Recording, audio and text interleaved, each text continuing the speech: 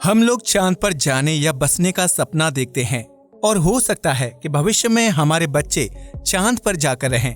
लेकिन एक बात बताइएगा कि जब हम चांद पर अपनी बीवी के साथ रिलेशन बनाना चाहेंगे और उस समय हमारा प्राइवेट पार्ट मैदान में खड़ा ही ना हो पाए और पहले ही हार मान ले, तो उस स्थिति में क्या आप चांद पर बच्चे पैदा कर पाएंगे?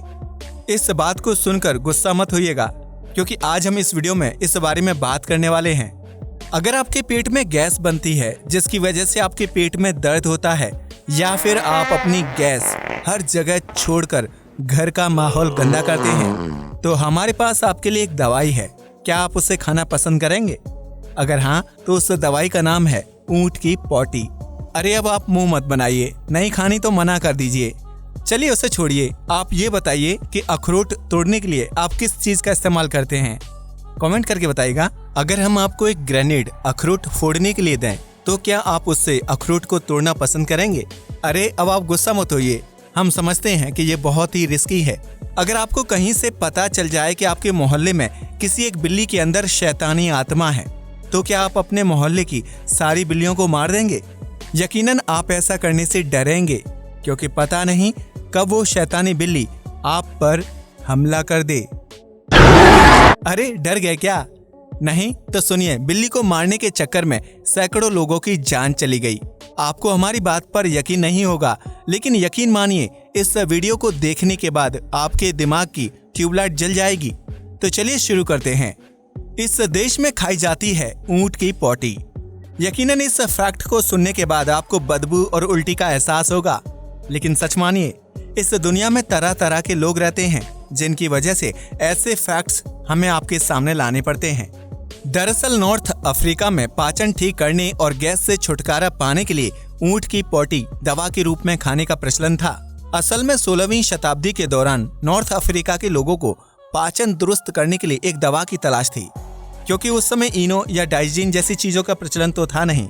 ऐसे में वहाँ के लोग ऊंट की पॉटी को दवा के रूप में खाते थे, क्योंकि उसमें पाचन को ठीक करने वाला बैसिलस सबटिलस बैक्टीरिया पाया जाता है।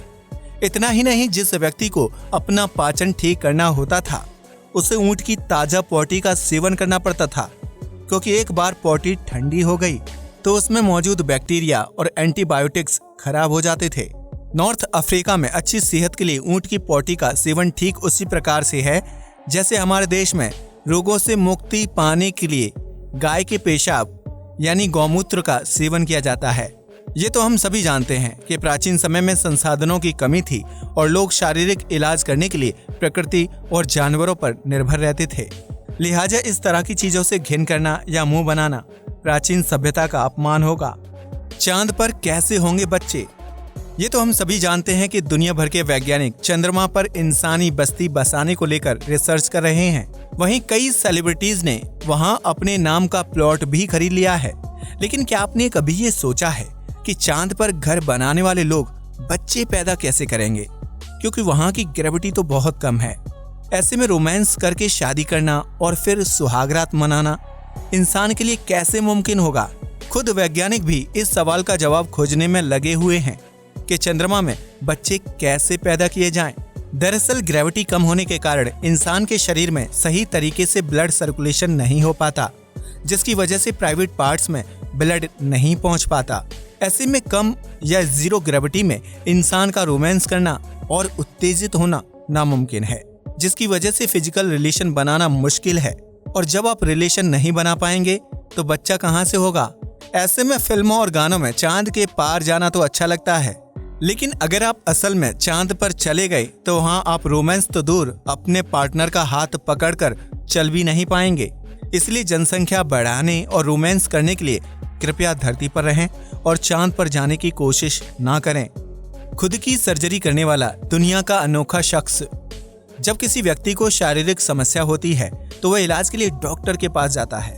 यहाँ तक कि जब किसी डॉक्टर को खुद बीमारी का सामना करना पड़ता है तो वो भी दूसरे डॉक्टर के पास जाना पसंद करता है, क्योंकि आमतौर पर खुद की बीमारी का इलाज करना मुश्किल होता है। ऐसे में कोई अपना पेट फाड़कर सर्जरी करने के बारे में सोच भी नहीं सकता। लेकिन 17वीं शताब्दी में नीदरलैंड की होनहार नागरिक जान द दूत ने ऐसा ही कारनामा कर दिखाया। जब उसे पथरी का दर्द हुआ, ऐसे में जान द दूत ने पहले तो डॉक्टर की सलाह ली, लेकिन जब उससे दर्द बर्दाश्त नहीं हुआ तो उसने डॉक्टर से सर्जरी करवाने के बजाय खुद सब्जी काटने वाली चाकू से अपना पेट चीर डाला और उसमें से अंडे के आकार की पथरी बाहर निकाल ली। इस कारनामे को करने के बाद जान द दूत इतना खुश हुआ कि उसने डॉक्टर से अपने पेट की पट्टी करवाने के बाद उस अंडे के आकार की पथरी को हाथ में लिया और एक पेंटिंग तक बनवा डाली। वह पेंटिंग देखते ही देखते लोगों के बीच इतनी मशहूर हो गई कि लोग खास तौर से जान द दूत से मिलने के लिए दूर दूर से आने लगे। वर्तमान में आप इस तस्वीर को नीदरलैंड के म्यूजियम में भी देख सकते हैं। इस आइलैंड पर रहती है सबसे कम आबादी। यूं तो पूरी दुनिया में बढ़ती जनसंख्या चिंता का विषय है, लेकिन इस धरती पर एक आइलैंड ऐसा भी है जहां 20 साल में सिर्फ 2 बच्चों ने जन्म लिया है। दरअसल पिटकर्न आइलैंड की गिनती दुनिया के सबसे कम आबादी वाले आइलैंड के रूप में की जाती है, जहां की कुल जनसंख्या सिर्फ 50 से लेकर 52 के बीच रहती है। दरअसल ये आइलैंड ज्वालामुखी से घिरा हुआ है और चारों तरफ से समुद्र होने के कारण यहाँ घरेलू सामान और खान पान की चीजें हफ्ते में सिर्फ एक बार ही आती हैं।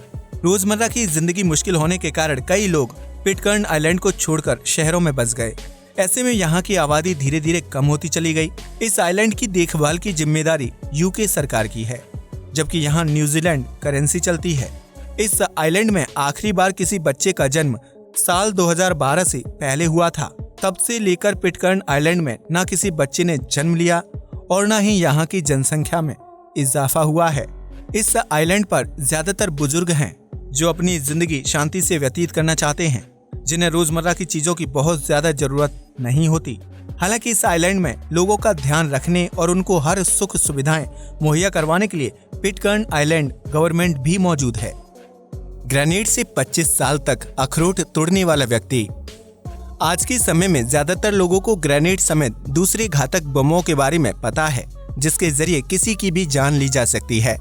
लेकिन चीन के रहने वाले सांची नामक एक शख्स को बम के बारे में कोई जानकारी नहीं थी, जिसके परिणाम स्वरूप वह 25 साल तक ग्रेनेड के जरिए अखरोट तोड़कर खाता रहा। दरअसल सांची को वह ग्रेनेड उनके एक दोस्त ने गिफ्ट किया था। हालांकि उसने उन्हें बम की घातकता के बारे में कुछ नहीं बताया। ऐसे में सांची को अपने दोस्त द्वारा दिए गए तोहफे की सच्चाई पता नहीं थी और उन्होंने ग्रेनेड को घर में सजा लिया। इस दौरान वो कभी कभी ग्रेनेड का इस्तेमाल अखरोट तोड़ने के लिए करते थे, क्योंकि उसकी बॉडी काफी सख्त थी। 25 साल तक अपने घर में जिंदा बम रखने के बाद एक दिन सांची कहीं घूमने गए, जहां उन्होंने खतरनाक चीजों की तरफ इशारा करने वाला बोर्ड देखा। सांची की आंखें तब फटी की फटी रह गईं जब उन्होंने बोर्ड पर ग्रेनेड का निशान देखा, क्योंकि वह चीज तो 25 सालों से उनके घर पर मौजूद थी। ऐसे में सांची तुरंत अपने घर गए और पुलिस को फोन किया, जिसके बाद इस बात की पुष्टि हुई कि सांची जिस चीज को हथौड़ा समझकर अखरोट तोड़ते थे वो असल में जिंदा ग्रेनेड निकला। वह तो सांची की किस्मत अच्छी थी कि 25 सालों में ग्रेनेड गलती से नहीं फटा और न ही किसी बच्चे के हाथ लगा, वरना ग्रेनेड की पिन खुलती और सांची अपने पूरे परिवार के साथ ऊपर चले गए होते। दिन में 10 से 15 बार मरता है ये जानवर। आमतौर पर कोई भी प्राणी अपने जीवन में एक बार ही मरता है और सीधा ऊपर चला जाता है, लेकिन इस धरती पर एक ऐसा जीव भी मौजूद है जो दिन में कई बार मरता है और फिर जिंदा हो जाता है। दरअसल इस जानवर का नाम है अपोसम, जो दिखने में चूहे का बड़ा भाई लगता है, लेकिन इसके कारनामे किसी के भी होश उड़ा सकते हैं। आमतौर पर अपोसम को जंगली इलाकों में रहना पसंद है, जिसके मुंह में बहुत ही नुकीले और डरावने दांत होते हैं। जब कोई बड़ा जानवर या इंसान अपोसम के करीब आता है या उसे पकड़ने की कोशिश करता है तो ये जीव अपने भयानक दांतों से उसे डराने की कोशिश करता है। लेकिन जब कोई इंसान अपोसम की इस हरकत से भी नहीं डरता तो ये जानवर तुरंत मर जाता है। अपोसम के शरीर में एक खासियत है जिसके जरिए यह 40 मिनट से लेकर 4 घंटे तक मर सकता है और इस दौरान उसकी दिल की धड़कन व सांस पूरी तरह से बंद हो जाती है। हालांकि 4 घंटे बाद इस जीव को दोबारा होश आता है और यह नॉर्मल होकर इधर उधर घूमने लगता है। अपोसम मरने की एक्टिंग नहीं करता, बल्कि अपनी तंत्रिका प्रणाली को कुछ देर के लिए पूरी तरह से रोक देता है, जिसकी वजह से जब कोई इंसान या जानवर इसे पकड़ता है तो उसे मरा हुआ समझकर वहीं छोड़ देता है। कुछ मिनटों या कुछ घंटों की इस मौत में अपोसम के दांत पूरी तरह से बाहर आ जाते हैं, आंखें फटी की फटी रहती हैं और पंजे अकड़ जाते हैं, जिसे देखना दर्दनाक और भयानक लगता है। 4 महीने की उम्र में बोलने वाला बच्चा। आज तक आपने शैतान से लेकर समझदार और शांत स्वभाव के कई बच्चों को देखा होगा और आप खुद भी इनमें से किसी न किसी स्वभाव के बच्चे रहे होंगे। कमेंट करके अपने बचपन की किसी एक शरारत के बारे में बताइएगा। लेकिन क्या आप दुनिया के इकलौते ऐसे बच्चे के बारे में जानते हैं जिसने महज 4 महीने की उम्र में बोलना शुरू कर दिया था? जी हाँ, आपने बिल्कुल सही सुना। आमतौर पर 4 या 6 महीने की उम्र का होने पर बच्चे को अन्न का पहला दाना खिलाया जाता है, लेकिन कोरिया के रहने वाले किम उन योंग महज 4 महीने की उम्र में साफ साफ शब्दों में बातचीत करते थे। 3 साल की उम्र में यह बच्चा फिजिक्स की प्रॉब्लम्स को सॉल्व किया करता था। इतना ही नहीं, 4 साल की उम्र में यह बच्चा जर्मन, कोरियन, जापानीज समेत इंग्लिश भाषा का ज्ञान ले चुका था और 8 साल की उम्र तक आते आते किम ने अपनी पीएचडी भी पूरी कर ली। आपको ये जानकर हैरानी होगी कि कोरिया के किम उन योंग का आईक्यू लेवल 210 था, जो आम इंसान के आईक्यू से दोगुने से भी ज्यादा है। ऐसा कहा जाता है कि किम 10 साल तक नासा में काम भी कर चुके हैं, लेकिन जब उन्हें लगा कि वहां उनका इस्तेमाल गलत चीजों में किया जा रहा है तो उन्होंने नासा छोड़ दिया। एडिसन ने नहीं किया बल्ब का आविष्कार। जब भी आप किताब में बल्ब का जिक्र देखते हैं तो उसके आविष्कारक के रूप में थॉमस एडिसन का नाम जरूर पढ़ते हैं, लेकिन क्या हो जब हम आपको ये बता दें कि असल में बल्ब का आविष्कार थॉमस एडिसन ने नहीं किया था। वह तो किसी दूसरे व्यक्ति से बल्ब लेकर आए और उसके साथ थोड़ी सी छेड़खानी करने के बाद बल्ब के आविष्कारक बन गए। हालांकि सच्चाई इससे बिल्कुल विपरीत है, क्योंकि बल्ब का निर्माण तो एडिसन के आविष्कार से 40 साल पहले यानी कि सन 1840 में ही हो चुका था। उस बल्ब का निर्माण वॉरेन डेलरू नामक एक केमिस्ट ने किया था, जिसे प्लेटिनम के जरिए तैयार किया गया था।